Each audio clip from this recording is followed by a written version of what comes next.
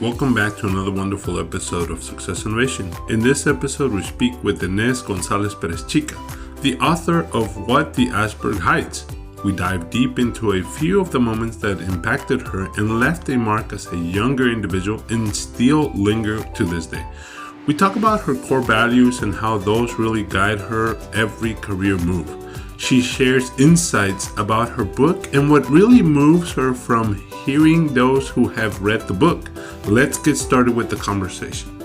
Welcome back to another wonderful episode of Success Innovation. Thank you for joining us today. Today we have a special guest. Her name is Inez Gonzalez Perezchica, and she's the author of What the Iceberg Hides and a seasoned nonprofit leader and executive coach.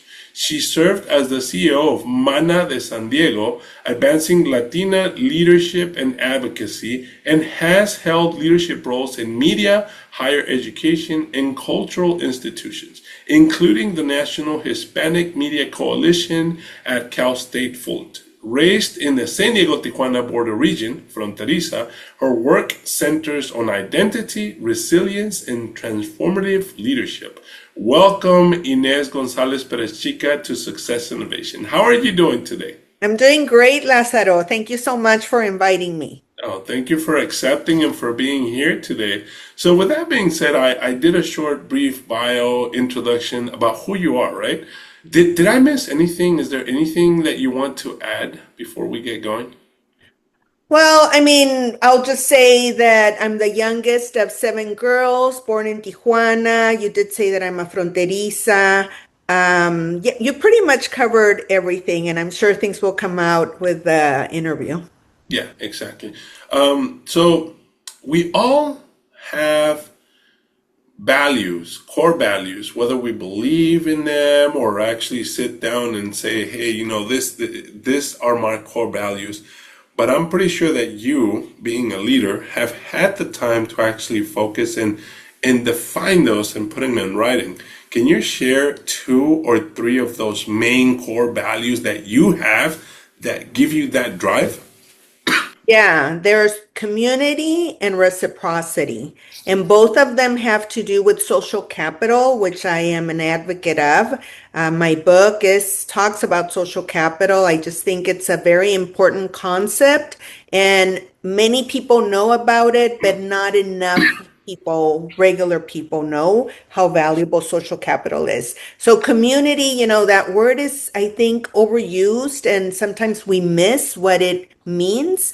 But community comes from the Latin word comunitas, and it's separated in two roots of com, which is together, and munitas, which is a responsibility to help each other. And so I think that's really powerful, and I think it's important to remember that. So when I say community, it's really deeper than when people are just saying that word. It means a lot to me. And then reciprocity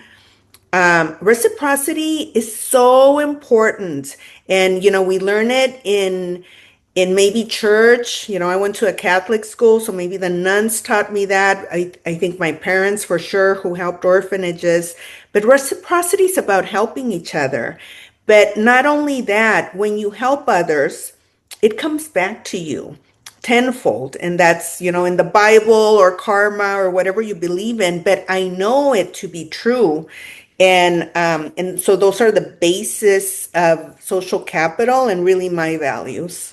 Awesome, thank you. So with community and reciprocity being your main drivers, at what age did you actually figure out, hey, I gotta start helping the community and being reciprocity to others, right? Helping those who help me. And this kind of leads to the trajectory that you've exuded over the years, right? Where you've been centered and focused on giving back to the community, helping the community, supporting the community, and being reciprocitous to the community. So at what age did you start actually saying, hey, being conscientious about this? You mentioned being brought up in Catholic school, so you kind of learned about that, you heard about it, but in reality, when were you aware that this is the path that I really want to follow? I'm in a really reflective stage. I turned 60 this year, and in recent years, I have been thinking a lot about this and where it comes from, this kind of obligation or responsibility to help others. And there's no doubt that it comes from my parents. So my parents, like any other people, they were imperfect, right? I don't claim them to be perfect, but one of the things that they did do, and then we had a great life. I mean, I had a good life. Um, is that they helped orphanages, like I said, and they just thought that the more that you are given, the more you need to give back. And so I grew up spending my Saturdays in orphanages. When they tried several, but at the end they adopted this one in Tecate, Salvatierra. And like I said, I would spend all my Saturdays and my Christmas Eves there.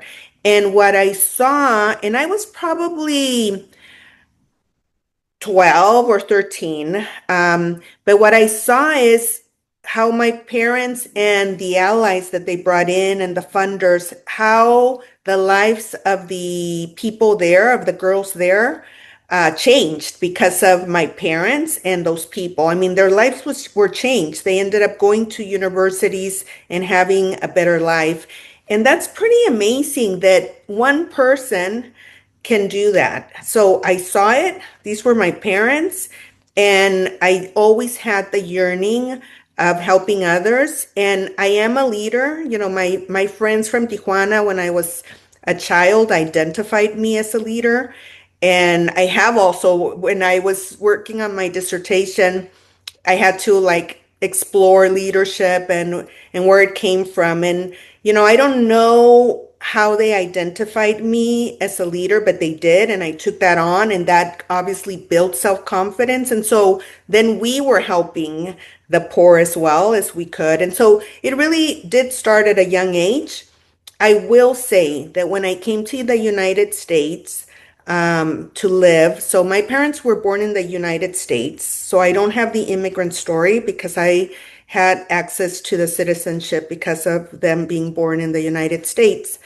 But I do have the experience of feeling like the other, feeling less than, becoming a minority suddenly when you move here, and maybe even all those negative stereotypes in media, maybe even like kind of owning them a little bit. So much happens when you come to another country, when you come to this country. So that happened to me, and I lost my voice. But and so for many years, I wasn't a leader. I wasn't that leader. I lost my voice. I felt less than. I felt invisible. And so I didn't do what I was doing in Tijuana. But eventually, with leadership programs, a lot of work on myself, I regained my voice and my leadership. And then that yearning to help others came back. So this brings up a question. At what age? Because it seems like you were already a leader. You were actually a little older than being an elementary school kid, high school kid, maybe. At what age did you actually come across the border, and at what age did you actually start feeling like that otherness that you're mentioning? Yeah, so my first year in school here was my senior year in high school. And because I had good grades and, again, going back and thinking about my childhood, I actually was very smart and got this award in Mexico where like three people in every state got to meet the president of Mexico. So I won that. And in my family, they called me Cerebrito de Oro, which is golden brain, right? And so, I didn't realize kind of what a heavy, not a heavy burden, but a responsibility. There was a lot of expectations for me put in by my parents. And so when I came here, they wanted me to go to one of the best schools, and I ended up going to Uni High School, which was predominantly white. My other sisters did not do that. They went to South-based high schools. But I ended up in this predominantly Anglo high school, and that was culture shock for sure. And so can you imagine coming into a new country, not knowing the language really well, in your senior year? And it's not that they mistreated me, anyone mistreated me. I just felt less than, and it was awful. It was really a year in my life that I didn't realize until later how, I was scarred by that experience. But I also think it made me who I am today, and I really am proud that I regained my voice and I am not timid anymore. And I will say what I need to say in places, kind of speaking to power, right? And not being intimidated anymore. But that was a whole journey of a lot of self work. Yeah, that sounds like an interesting situation to be essentially transplanted from one country to another, from one community, from one social standing into another at the age of 16, 17, maybe 18 at that age, right? That's more or less when you're saying that this actually took place. You're still in your teens, formative years. You're still in your years where you're finding who you are as a person. But ultimately, you have a tremendous trajectory and you've held, in retrospect, so many fantastic positions. And I'm pretty sure that every single one of those positions that you've held holds a special meaning, a special place in your heart and your mind in what you were able to achieve. But can you possibly tell us and pinpoint which one do you remember the most and why do you remember that so fondly?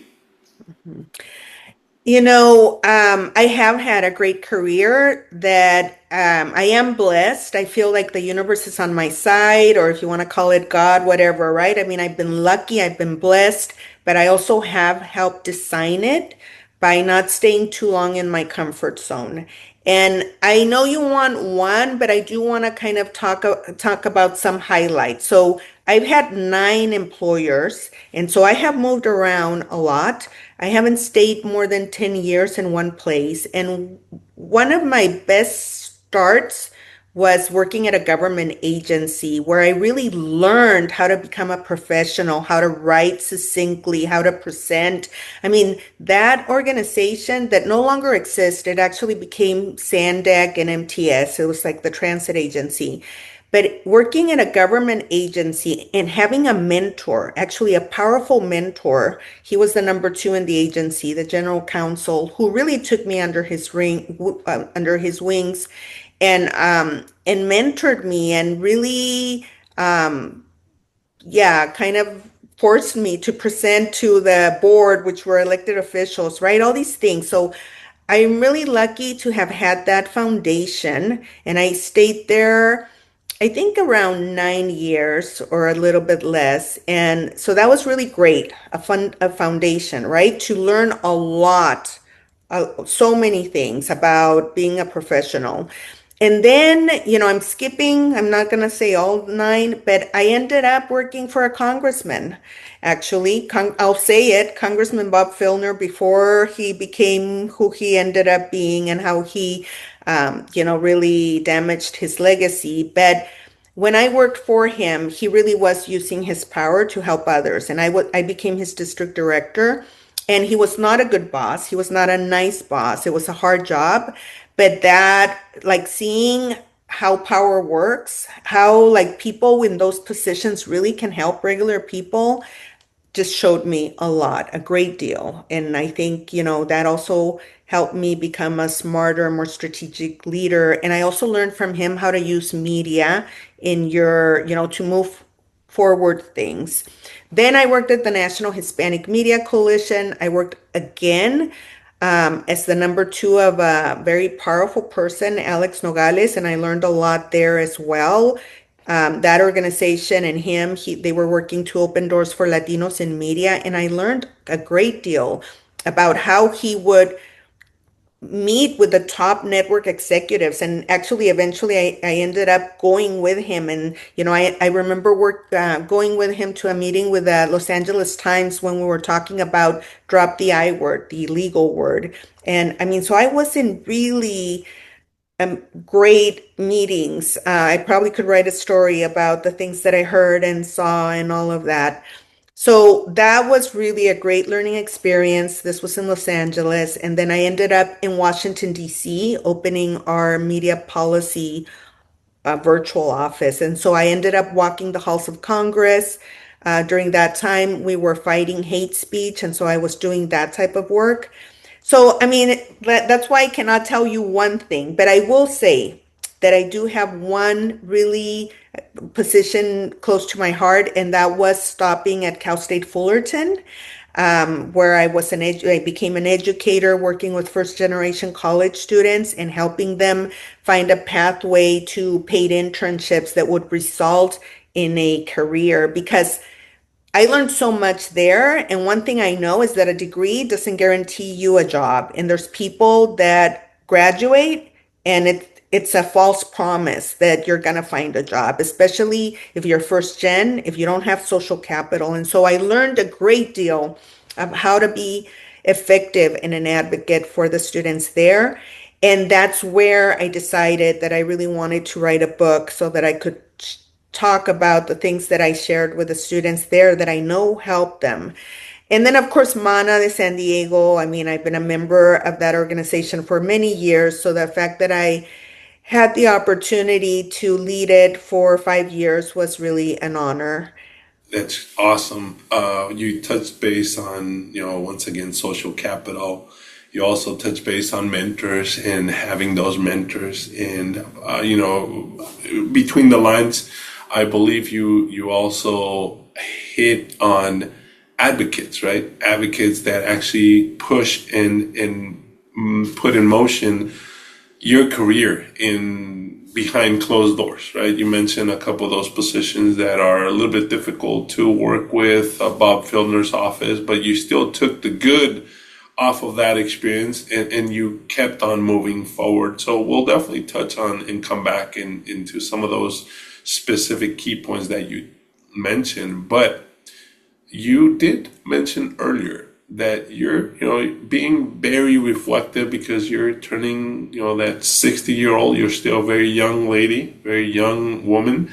And you have this essentially decided to stop working in the industry per se, but at the same time, you're focusing on your leadership and coaching efforts, and you definitely follow and help and support once again the community. But how did you get to this decision being so young now that everybody has this mindset of, oh, I get a degree, I get a job, which you alluded to, and I will retire from XYZ company at the age of 62, 65. That's what we've been taught by society, by the norms, right? So how is this something that you're breaking off of and you're saying, you know what, I'm going to retire at the age of maybe 57, 58. How can you advise people actually achieve that in California, let alone one of the most expensive states, and it's in San Diego, which is one of the highest, most expensive areas within the US. How is this possible? Just a little parenthesis there for the listeners so you can share that insight.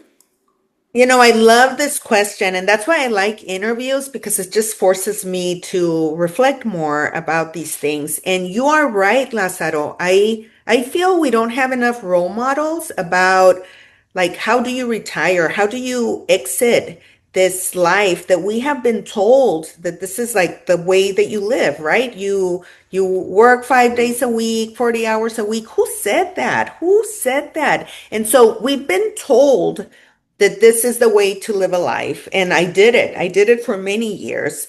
But I will say, I will claim the label of being a trailblazer. I mean, if you really look at my life, I am not following anybody's map. And I just do what I think I need to do.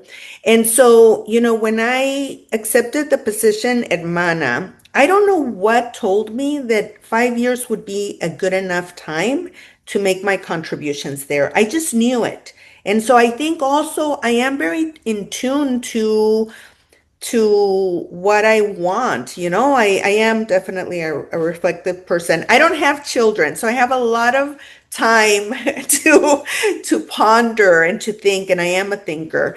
And so I knew that, okay? I knew that I was going to leave in 5 years, and I had no idea what was next, but I am a person of faith. I mean, I just have consistently seen the universe be on my side, and also the universe kind of awarding me for being bold. So I have left great jobs consistently. And every time I leave a great job, something better comes along. And I have shocked people. Like when I left that government agency job that I told you about, people were shocked that I was leaving. Nobody left there. People, but I was too young to stay there. And I could see already that if I stayed longer, I would get those golden handcuffs. And those are real. Okay. If you stay there too long, like it's too hard to leave. And so I left that. And I remember in my resignation letter saying, like it is hard to leave safety and security for the unknown. But that's just who I am. And so I have done that. I have a supportive family, and so I think that helps, right? And no one is depending on my salary, so I can do those bold things. And so when the 5 years were coming up, people were wondering if I was going to really leave, right? I mean, it's really unheard of. I mean, it was a great job, really rewarding, and it paid well. Um, but um, but I of course was going to stick to what I had planned, and so I decided that I wanted an adventure, and I was going to do the Peace Corps. That was my plan. And that didn't work out because of what's happening at the federal level. They're cutting, defunding all these government agencies, and it was too risky for me to put my place here, rent it, and then sell everything and then have to come back in 6 months. So that didn't work out. But in addition to all of what I just said, I am turning 60 and I know it and I embrace it. And I don't want to live my life the way that I've been living it because I know that my runway is shorter. And so it's not like I'm morbid and I'm always thinking about death, but I know that my time is shorter and I don't want to do the routine. I just don't want to do the routine. So going for my coaching certificate was introduced to me by a coach, Cristina Padilla. She recommended that to me, and it was at the right time that she recommended it. And I have been coached, and my coach helped me find really important questions, answers to questions that I was looking for. And so I know that it's so beneficial to have a coach. There's a lot of people out there that call themselves coach. I have been trained to be a coach. I went to USD for a year and I'm certified. And so it's really an honor to be a coach. And I'm so glad that my friend told me about it because we have our own answers. And if you have a coach that's trained and, through inquiry, that coach helps you find your answers. And so, it's giving back in the same way. I will say something that I have learned is the people that I most enjoy coaching, they're not used to paying, what a coach makes. And so I have coached through programs so that I'm able to continue coaching first generation college students. Thank you for that. That's great insight, great perspective. You did mention, leaving the job, especially in Mana de San Diego after 5 years. And that's something that you set out to do, right? So we're going to focus on that. You also mentioned mentoring. And I think Mana de San Diego, and you can expand on this a little more, has an Hermanitas program, which is heavily reliant on mentorship. Your mentorship program is a program where the young ladies that are selected, they enter, and I think it goes from high school all the way till their graduation, and sometimes, depending on the connection that is made, it could even expand further than that depending on what university they attend and how, engaged they really want to be with their mentors and advocates in that sense, right? So can you tell us, first of all, as being a longtime member of Mana de San Diego and also having been the CEO for Mana de San Diego for 5 years, what is this organization for those who are listening and don't know what Mana de San Diego is? Can you touch base on that and what that means to you? Yeah, Mana de San Diego, I founded, my sister told me about it when I was probably in my early 30s. And Mana de San Diego is social capital. When you become part of Mana, it's exactly what social capital is about. It's being part of a group that has valuable information that can help you. And also there's this agreement that you're going to be involved, that you're also going to bring information. That's the reciprocity part. So Mana, is social capital, but when I came to the job, I brought the language. I don't even think that they realized what they were, but they've been doing it for 4 decades. They're celebrating 40 years. And so it's, the foundation, the history of Mana is women that came together looking for community. At those times, those women were professionals and they were like the only Latinas there in their organization. So they wanted to come together. And Mana is a national organization. There was this woman from Texas that was involved with the Texas chapter, and she came to San Diego and there was no chapter. And she was like, where are my Chicanas? And that's how they started that organization 40 years ago. And mentorship was very much part of it. And it starts in middle school, 7th grade. And when it first started, it was only middle school. And then actually Judge Bejarano, she's also a member, a longtime member. She was the president of the organization and ran the Hermanitas program as a volunteer for many years. And she and her peers during her time decided that it should go on to high school. So it started in middle school. I was a mentor for a year during the time that it was only for a year or two. And now you're right, it goes from 7th to 12th grade. And some mentors stay with the same person for those 6 years, which is an incredible commitment. And the relationship that they build, right, is incredible. But even those that are not able to keep up the same person for those years, I mean, it's just, there's benefits to also changing your mentors, right? But the whole thing is to have a mentor. And the reason Hermanitas is so powerful is, parents, sometimes it's really important to have an adult that's not part of the family, that it really shows that you care for that person and you build trust. And it's just a really incredible addition to what the parents can provide. So I definitely want people to know that it is for low income and you start in middle school. And then now Mana and the volunteers decided to keep that going until college, because what we learned is it's not just about getting them in college. They still need that support and mentorship when they're in college. I think that was brilliant to do that. And that increased the graduation rates, because before we knew they were going to college or applying to college, but we didn't know what was happening to them. And then once the DS program started, we were following them and really providing the support that would take them to the end to graduation, and then even beyond, paid internships and jobs. Because you really, this is something new that I talk about. First generation college students become first generation professionals. I don't know about you, but I'm a first generation professional. And in my book, I talk about what you don't know can hurt you. And one of the things is, for example, I never negotiated my salary until I was 40. Where I come from and what I learned is you just say yes to the job and thank you.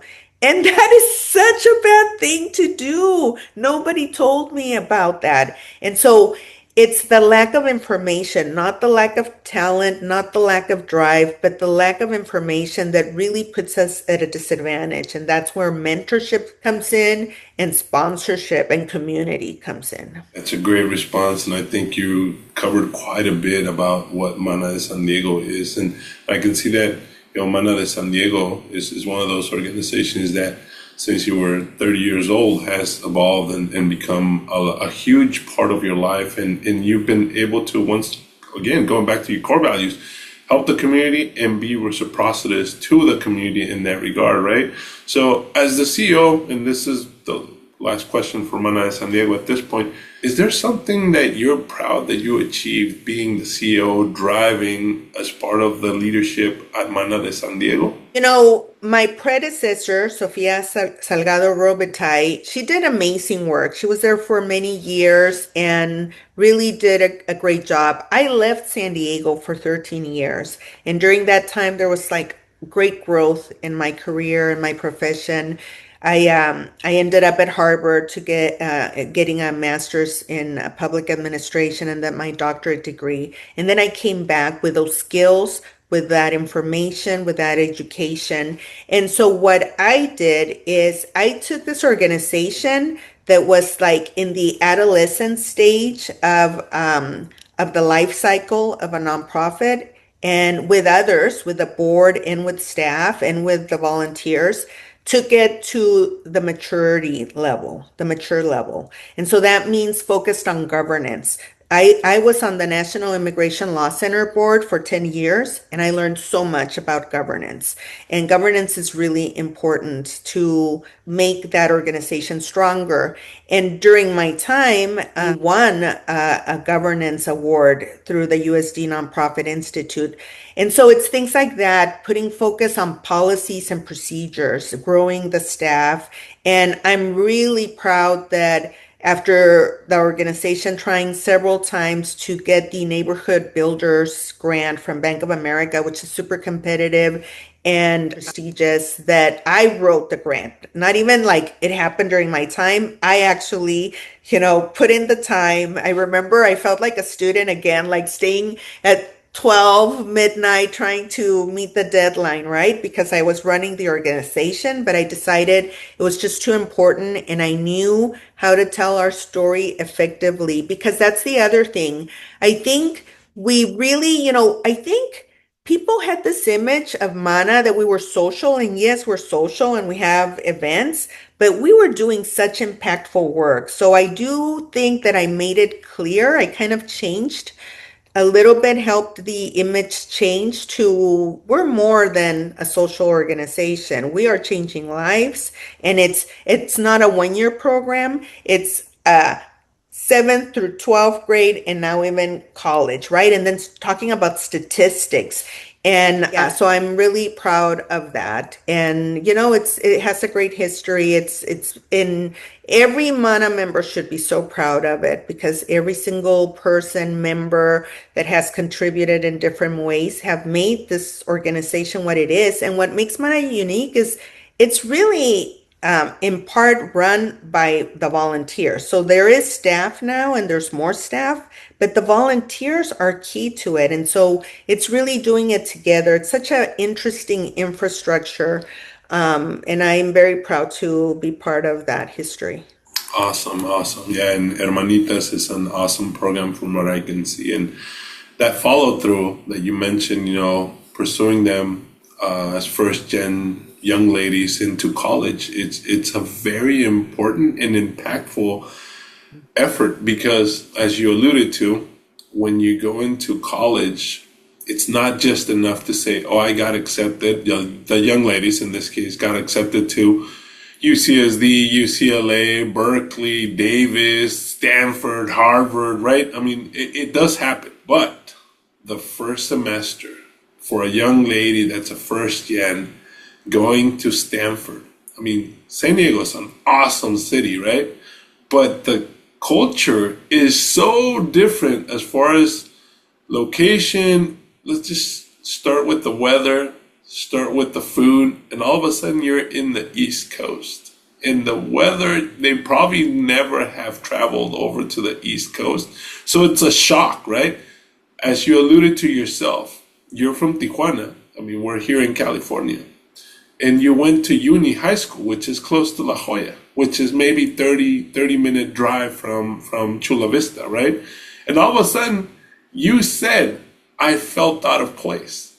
And you grew up as a US citizen in this general vicinity. So imagine, and this is why I want to highlight that this program is so impactful to try to keep those young ladies in college and have that mentorship and advocacy of professional ladies that look like them, that can relate to them, that can say, hey, yo pasé por esto, yo sufrí por esto, yo sé que extrañas a tu familia, yo sé que extrañas la comida, but at the end of the day, think about the big picture, right? Think about your future. It's not a short-term gain, it's a long-term game. So go ahead and stick with it.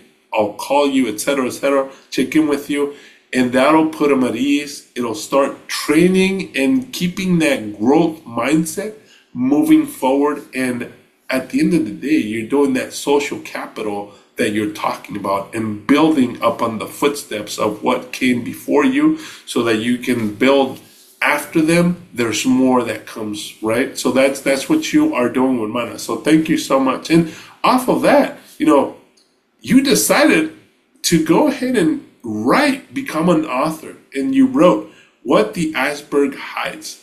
First of all, how did you decide, I'm going to write a book, I'm going to be an author? How did that come about?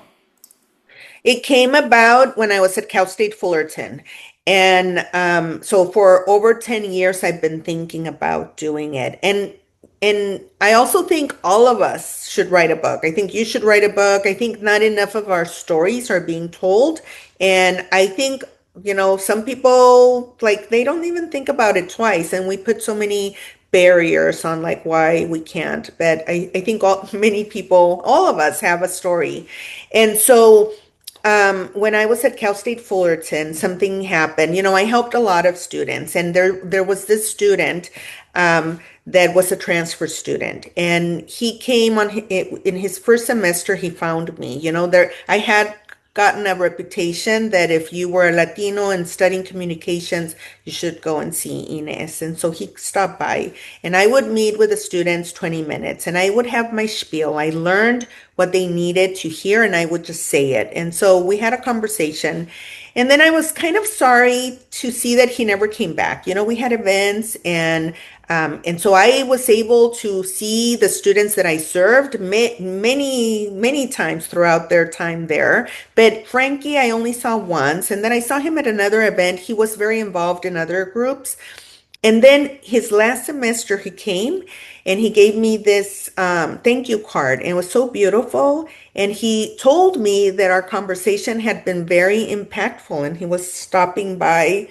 I'm even going to get emotional to thank me. And I could not believe that he was saying that because we had only met once for 20 minutes and I had said the same thing that I told everyone. And so that's when I realized this is important. I thought I was doing important work, but he just confirmed it that I had to find a way to share what I have learned on what the students needed to know that they don't know. Social capital is not taught in school. It probably is not taught in our homes. And so that was confirmation. I was like, I should write a book. And but that was definitely confirmation. And so then, fast forward, I'm busy with my work and my job. And then when I left Mana is, when I had time. And when you close a door, other windows open, other doors open, right? It's not like I knew that I was going to write a book after I left Mana, but it happened. And it happened because I met Erika Alfaro. Erika Alfaro, many people know, you probably know, and you should invite her to your podcast. She has a mission to increase the number of Latina authors, and she's doing a great job. And she's mentoring many local people here, like me, that have been thinking about writing a book but have no idea how to do it. And there's a lot of people that self-publish. I just know that working with Erika just took me to the end. Like she was there as a mentor and she's helped many people. And so I'm really happy. And it really wasn't that hard. after she told me what I needed to do because this was in within me, like, and I already knew what I wanted to do, and I actually wrote it very quickly, and I was like, is this it? Is there nothing else? And then I started, putting about the credit report, right? And then I took it out and put it in appendix because it just was like, yeah, it was meant to be a simple message, and I am pretty pleased with what it came out to be. Awesome. So, on your book, What the Iceberg Hides, it really reframes the hidden barriers as inevitable parts of the growth. Can you share a moment in your own life when facing that deeper truth really felt truly unavoidable for you? Yeah, I mean, I think it's like what I said already of losing my voice, right? And so that's a very painful time in my life. And what I realized when I was writing this book, I had also been invited to us do a keynote at the Mana Scholarship ceremony. And when I was writing the speech and writing the book at the same time, it just occurred to me that, and this happens with everyone, people just see the peak of the iceberg, right? What is that? Your leadership, your degrees, the accolades that you've had. I don't know that I had ever shared that painful story that I had lost my voice, and it still kind of makes me a little bit emotional. And what I know now is that when we're able to share those stories, and so many of us have them, right? Those scars.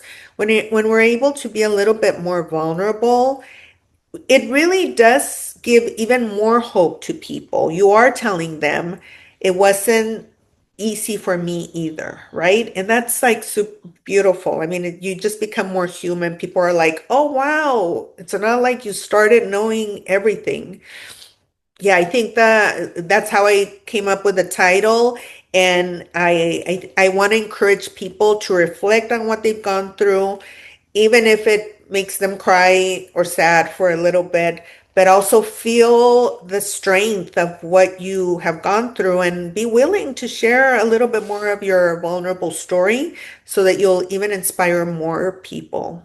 Yeah, so the whole idea between the iceberg in the title is, we when you're in the ocean, and this is how the iceberg works.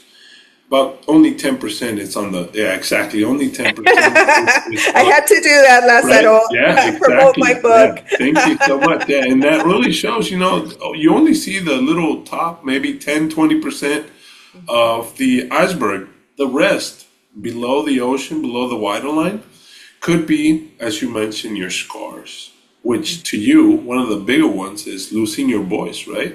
To other people, it could be the loss of a family member at an early age. To some, it could be the loss of a job or a lack of opportunities. All of those scars, and as a culture, for the most part, as Latinos here in the US, we don't normally go to counseling, right? We don't normally openly share with professionals. So we're taught, at least, suck it up and keep going, right? Because rent still has to get paid.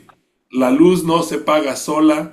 So you still have to get up tomorrow. Even if you're sick, you have to show up to work because if they deduct from your pay, that means less money for people to eat, right? So that gives you a perspective of the difficulty that we go through.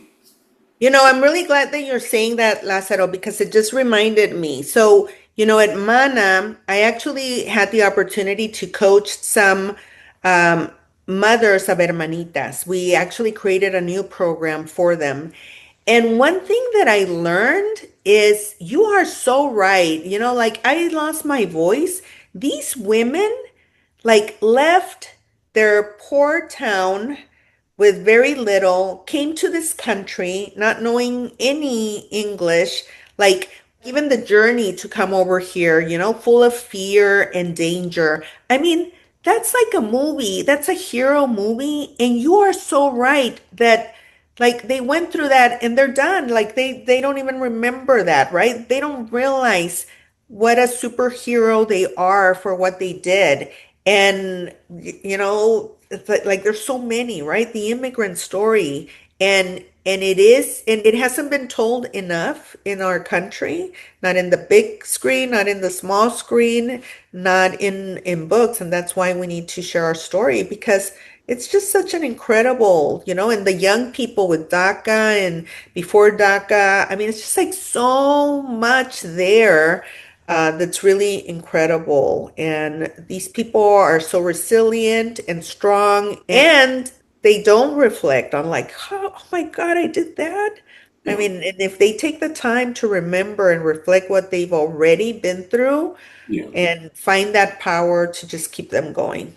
And I think a lot of that in your book, certainly talk about this is not necessarily just theoretical.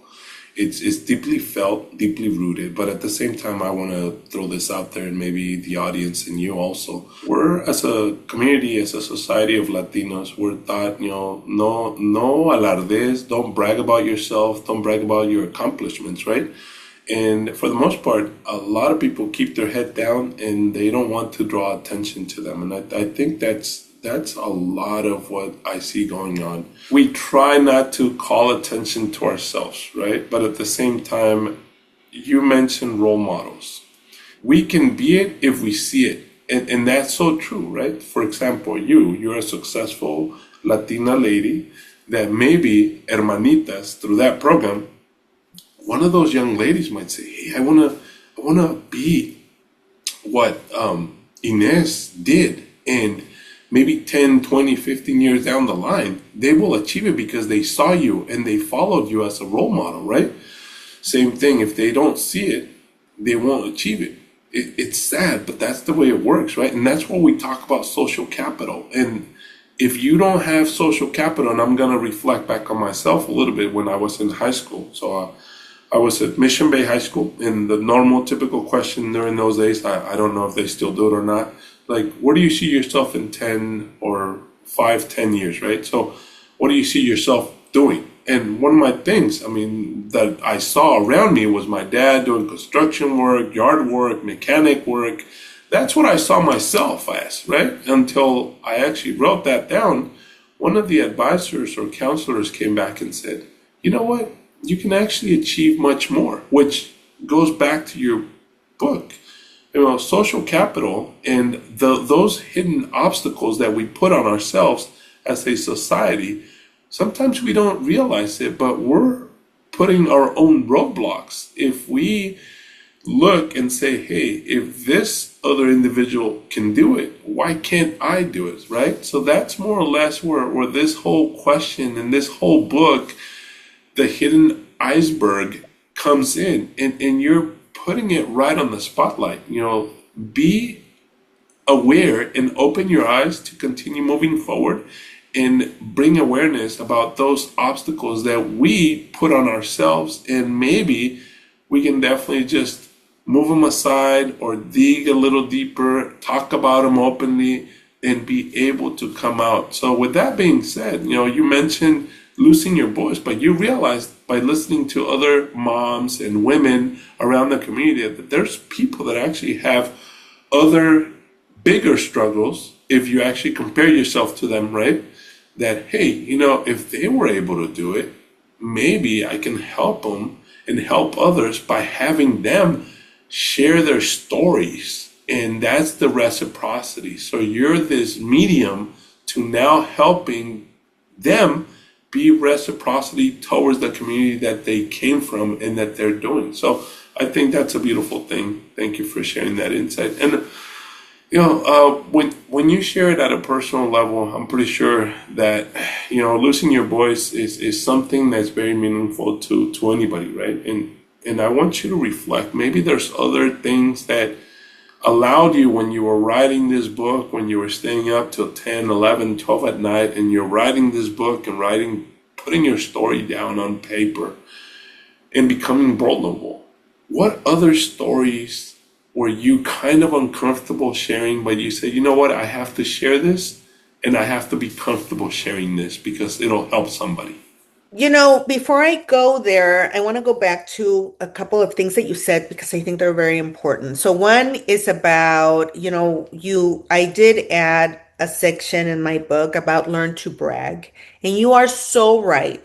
We were taught to just be a hard worker and you'll be compensated somehow, right?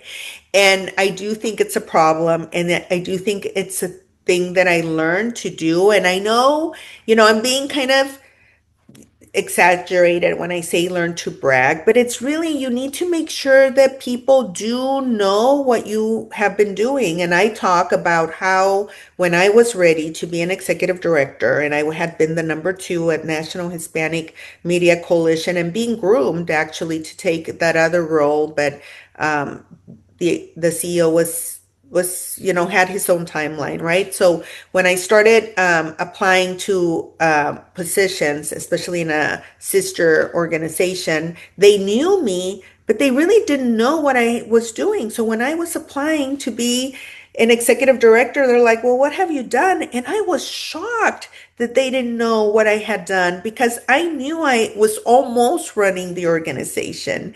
And that was like a real wake up call. I was like, that is not going to happen to me again. And if you follow me on social media, I do brag about things. I make sure that people know what I'm doing, because I do think it's important. So that's one thing. But on the other side of being visible, I talked about how I worked with a coach and I found such aha moments with that person. So I was looking for my next step in my career after the National Hispanic Media Coalition. And I found out that there were three things I was looking for in a job, in my next job.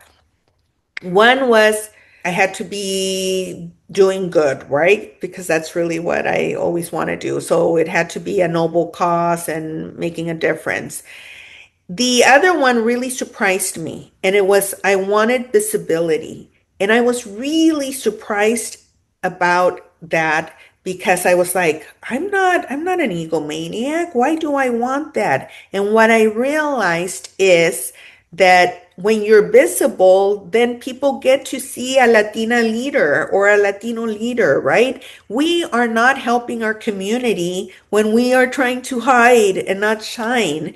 And so that is my message because I know I'm not the only one and I hear it consistently, people not wanting to be visible.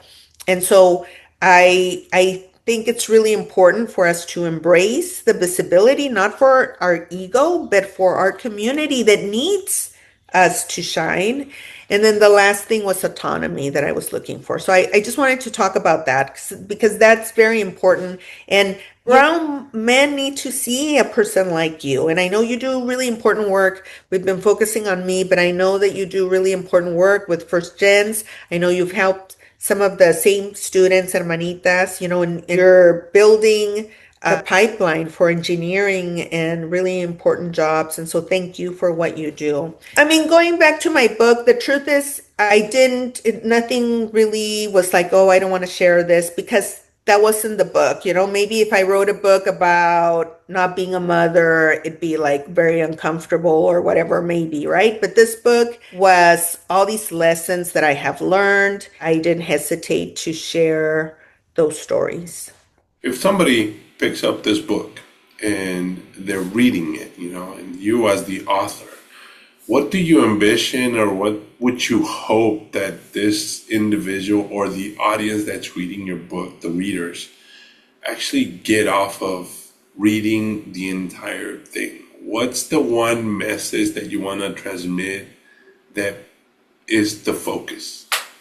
I just had a cafecito with the author and I had a small group and it was kind of like a book club, right? Reading about it. And what I loved is people talking about different sections that they loved, that resonated with them. Somebody was talking about chapter 8, and that I think is more about what's next and your purpose. And then somebody else like read a whole passage that really spoke to her. And it was just such a beautiful experience for me to hear how different sections resonate with different people. Another friend was telling me how she read the passage on learn to brag to her husband because she thinks her husband's not doing that enough at work. And so I'm really happy to hear that different things are resonating with different people.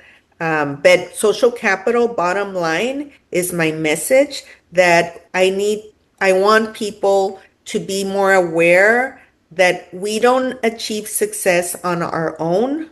We achieve success by building our community. And so people need to know that if you want success, it's not necessarily about what you know, but who who knows you, who's willing to open doors. And that's a very important message for first gen college students and for first gen professionals so that they can continue to move up. It's going to be other people that believe in them that are going to open the doors for them Awesome. as well. Awesome. Thank you. Thank you. If you could hold up the book once again right now, feel free to get the Iceberg Hides from Inez Gonzalez Perezchica, available at your nearest bookstore. So please, Amazon. Amazon as well. So maybe Barnes and Noble if you check them out.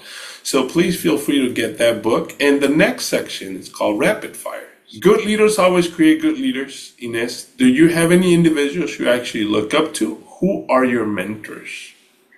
Yeah, I mean, I can think of two local couple that have really helped me in my life, Lydia and Ted Martinez. Lydia is a good friend. She opened so many doors for me when she was at Southwest Airlines. I actually moved to Los Angeles because she recommended me for this position and thought that it was a good career move. And I did not want to move, but I moved because I believed that she knew this was a good opportunity for me.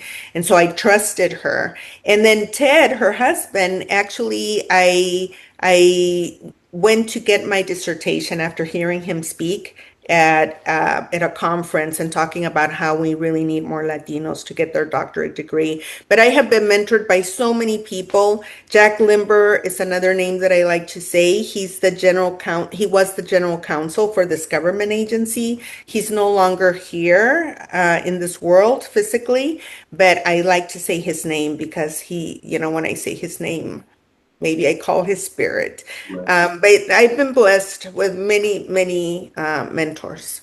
Awesome. Thank you. What's the one question that you wish people would ask you more, but they tend to seldomly do? Well, I'm a social capital advocate, so I wish they would tell me more about social capital.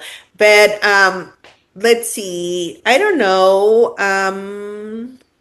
that there's any question that I wish they would ask me.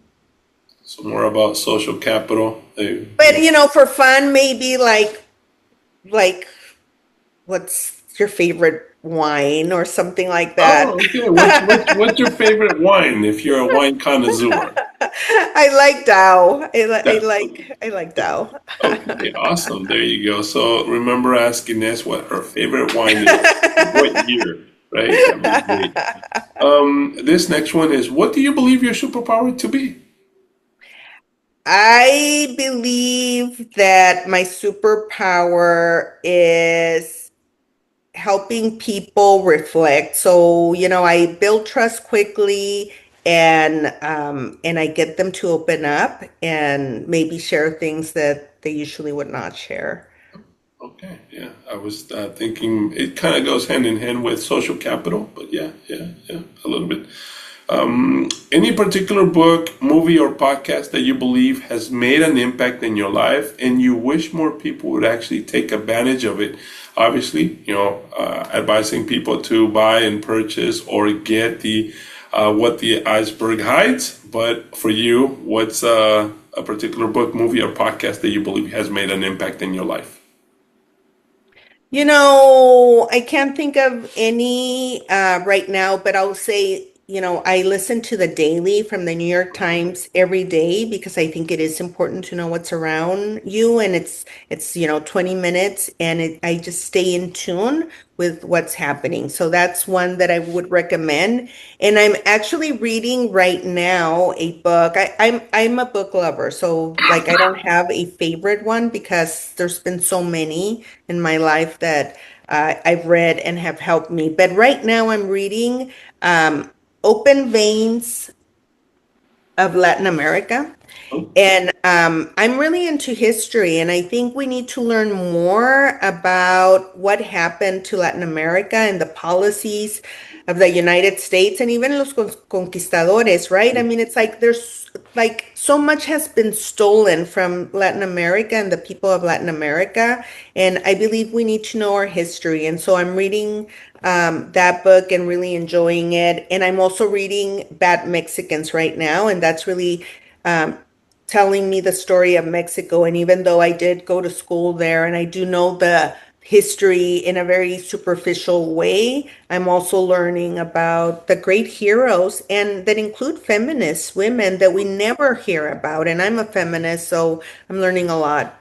I just encourage people to read more. It's just so important that we know our history. I'll definitely check out that one that you mentioned, the Bad Mexicans. I think that's the one that you mentioned. I'll check that one out. I hadn't heard about that one. That'll be great. What is your definition of success? A lot of people consider, having worked for 35 plus years at one company and getting a pension fully paid and getting a 401k to live comfortably. But for you, what is your definition of success? To be happy and fulfilled. That's success to me. Happy and fulfilled, that means And success. that means whatever it means to people, right? Fulfilled is realizada. It is really not about how much you're making, although obviously it's nice to, not be struggling financially. But if you can say that you're happy Yeah. and fulfilled is like, I mean, it's not just happy, right? Happy is like a space of contentment. I feel fulfillment, like what fulfills you, Lázaro? What fulfills you maybe is different from what fulfills me. I am a happy and fulfilled person, so I'm a very successful person. Awesome. That's a great response. Thank you for sharing that. For this one, I want you to close your eyes and I want you to, the bell at 3:45 rings at uni high. And all of a sudden you right now are able to step into those, that gate or as the bell starts ringing for the classes to be out, school to be out. And all of a sudden you see young Inez coming out from that school and you say, hey, Inesita, come over here. I know a couple of things that are going through your mind. So I want you to open your eyes and tell three different pieces of advice that you can share with your younger self that will make a big difference in her life. You're gonna make me cry. I can't believe it. You did it. But I am a chillona, No, it's by the okay. way. It's okay. But you know, you can see how sensitive I am about those times. But what I would say is you're gonna be okay. Find someone in your school that you can talk to. Like there's people that want to help you. And get ready for a great life. Enjoy the ride. Enjoy the ride. Thank you. Thank you, Inez Gonzalez Perezchica, for Now you sharing. have to leave me in a happy mode. Your book does a wonderful work on trying to highlight and trying to impact the community. And I want to go back to Mana de San Diego, which is one of the big things. And I believe that, helping the community, which is one of the, core values that you shared is very, very impactful. And I think Mana de San Diego is such a very, very impactful organization here in our community, right? And I think you leading it for 5 years has made a big difference, and you definitely left an imprint in that particular organization.